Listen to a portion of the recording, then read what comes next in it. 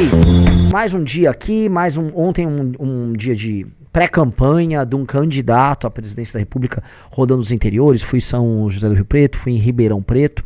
Quero ganhar. É isso aí, citando aqui o importante compositor Júnior da dupla Sandy Júnior. E meus amiguinhos, muita coisa pra reagir, algumas coisas pra falar, muito a se trabalhar, tá? Saiu uma pesquisa Real Time Big Data do Mato Grosso que me animou muito, tá? Caso vocês não saibam, o Real Time Big Data me deu 9% na última pesquisa.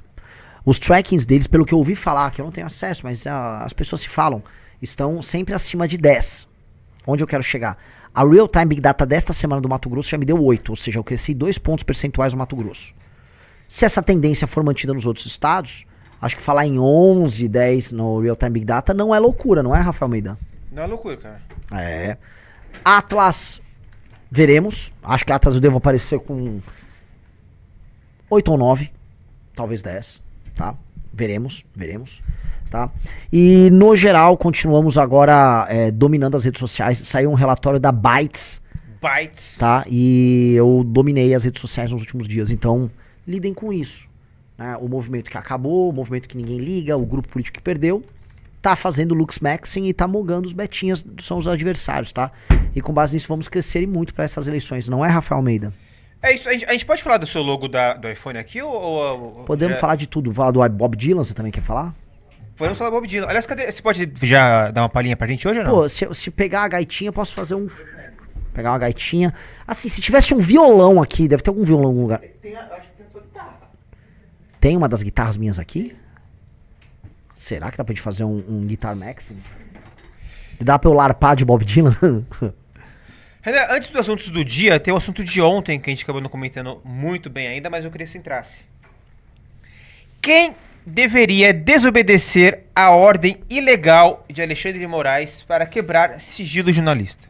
Vamos lá, amigos. De maneira alguma, eu quero deixar isso muito claro aqui, porque eu sou civilizado e nós nascemos para governar, tá? De maneira alguma eu vou ficar usando isso aqui pra ficar lacrando na Natuza, na Sadi, que me fizeram uma entrevista dura, mas corretamente dura. Porque tem que ser.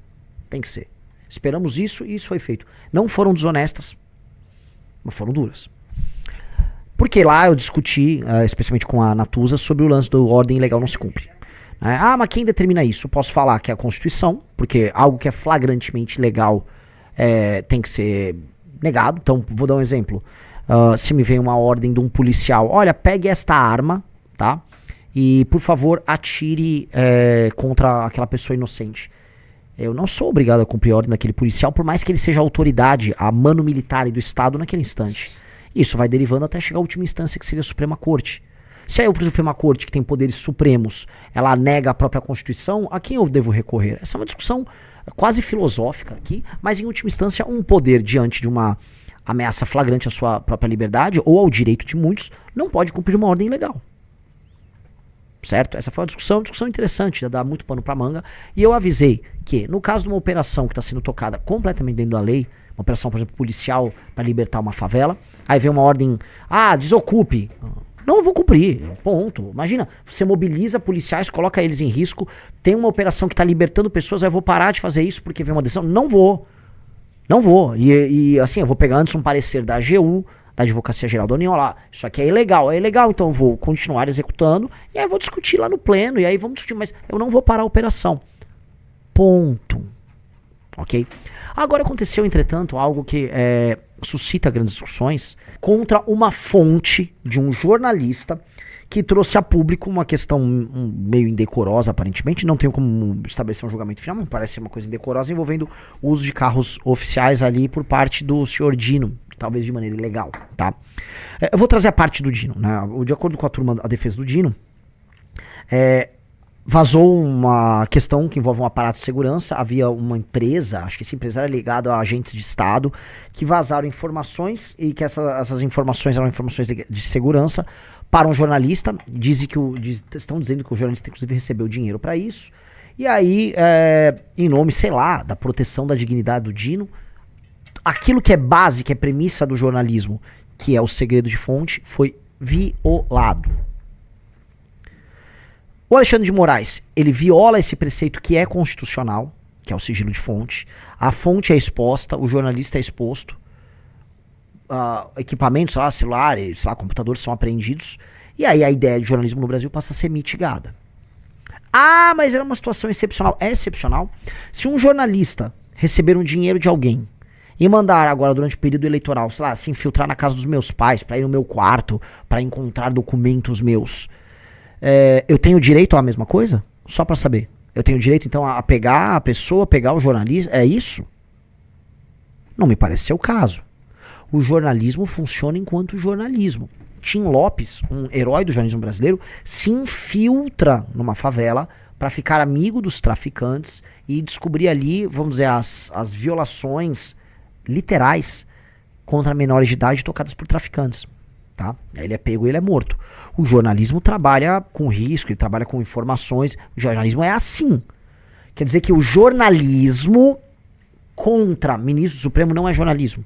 Ele tem que ser outra coisa. Sigilo de fonte não existe. Eu preciso entender porque isso é uma violação flagrante da Constituição. Aí as autoridades todas têm que obedecer. É isso. Então tem que obedecer e dane-se, vamos obedecer. E aí pode ser que vá pro pleno ou pro colegiado ali e fique por isso mesmo. E aí, a gente só obedece porque nós estamos passando, assim, afirmar, olha, o Supremo é um poder e eles são os únicos guardiões da Constituição. Isso tudo faria sentido, porque não faz sentido você defender a ilegalidade, mas poderia fazer algum sentido num contexto de alguma normalidade. Nós não vivemos um contexto de normalidade no Brasil. O Supremo está cruzando muitas linhas. Mas não é uma outra, é muita linha que foi cruzada pelo Supremo. E ao cruzar tantas linhas, a gente está vendo uma recorrência de um comportamento que atenta contra a ideia de tripartição do poder e de democracia. E o cara que mais faz isso é o Alexandre de Moraes.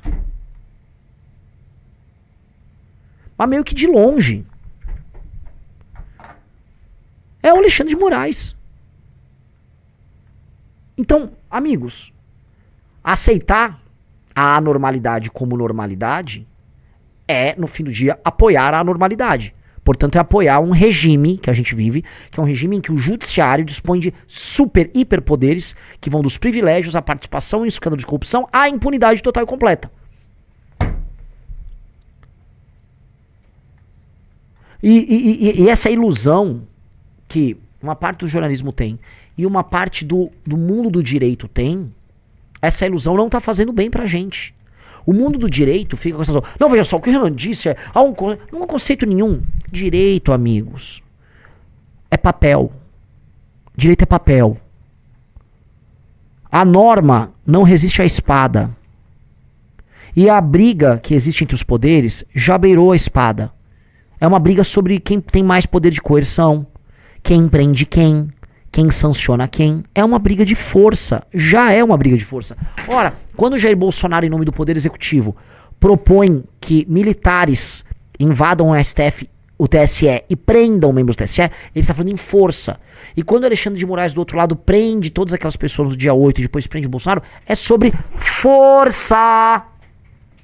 O pacto social,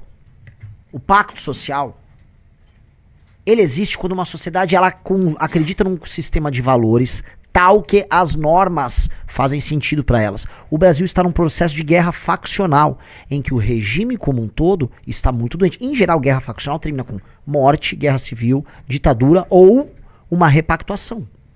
O nosso governo quer uma repactuação. Só que repactuação passa a fazer assim, parou aqui, parou. Não vai cruzar essa linha não. Você tá violando. Não, calma aí. Essa roubalheira tá... Vamos parar. Vamos sentar, vamos repactuar, que tá muito ruim isso aqui. Sem golpe de Estado, sem nada disso. Mas tem que repactuar. Fingir que tá tudo normal é coisa de maluco. É coisa de maluco, não tá tudo normal. E eu acho muito gozado, porque assim, ninguém vai discordar do meu diagnóstico.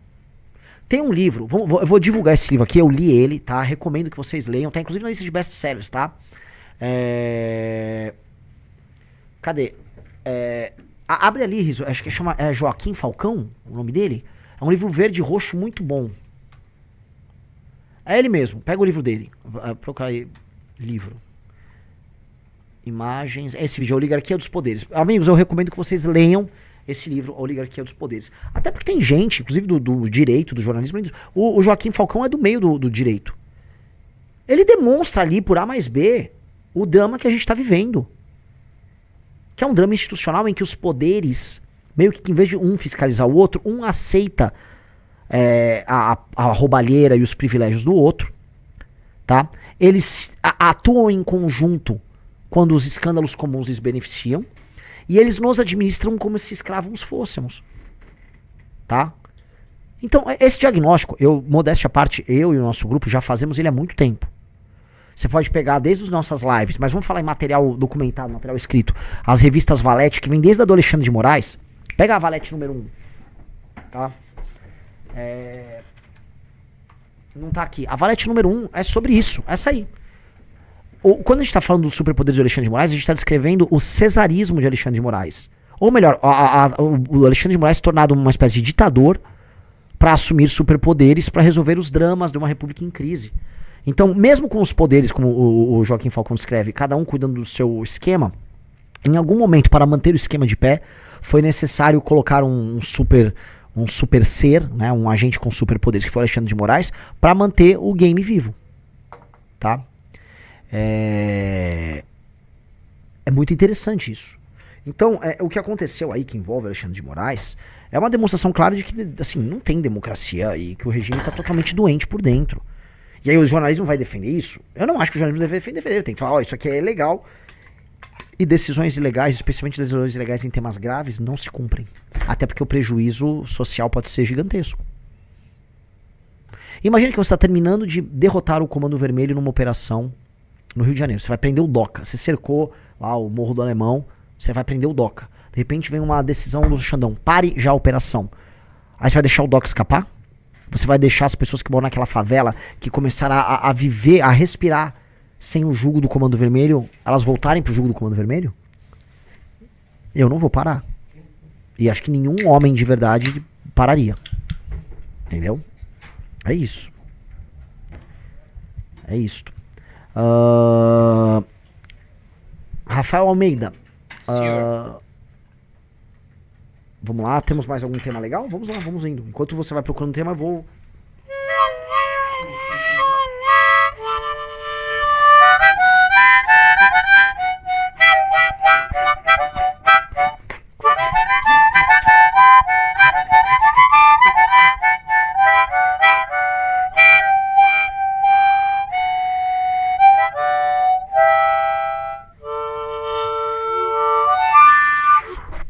Quem não entendeu esse Renanzão soltando a gaita aí, ó.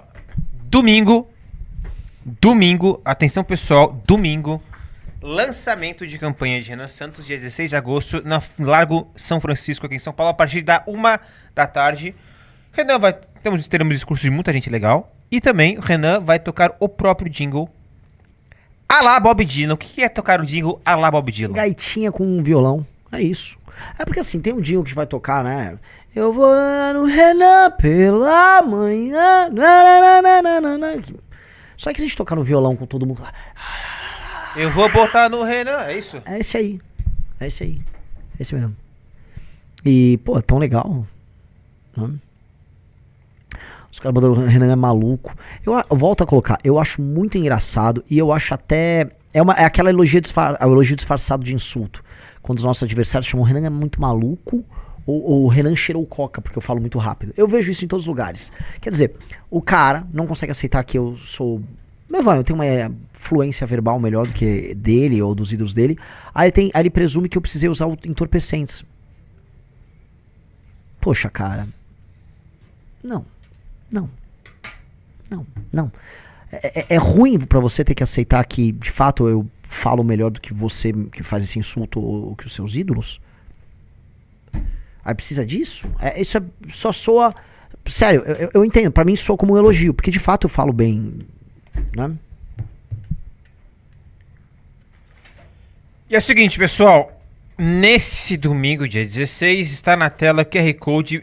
Aponte o celular, confirme sua presença. Caso não funcione o QR Code, ato.missão.org.br. Entra lá, faz o cadastro. É rapidinho. Vamos aumentar o número de confirmados aí até domingo. E outra coisa, Chame seus amigos, chame seus pais, chame seus avós. Vai ser um evento bem legal. Uhum. Repetindo, ato.missão.org.br, link na descrição da live e link fixado no chat. Clicou, confirmou, é isso. O pessoal tá pedindo nos comentários pra falar da matéria do Intercept sobre o máquina de costas. Meus amigos, lembra que o Intercept falava que a gente fraudava as assinaturas? Meus amigos, a única coisa acertada que o Intercept fez assim, na sua longa vida foi conseguir os materiais vazados da conversa do Vorcaro com o Flávio. De resto, o Intercept é bosta. Olha só, tudo assim, eu vi a matéria, já passei até para o nosso jurídico, só cagada, adulteração, mentira e falsificação. A gente sabe exatamente o que nós fazemos, eles confundem as coisas. Então, assim, não estamos ligando, de verdade. Minha preocupação é apenas se minha gaitinha tá...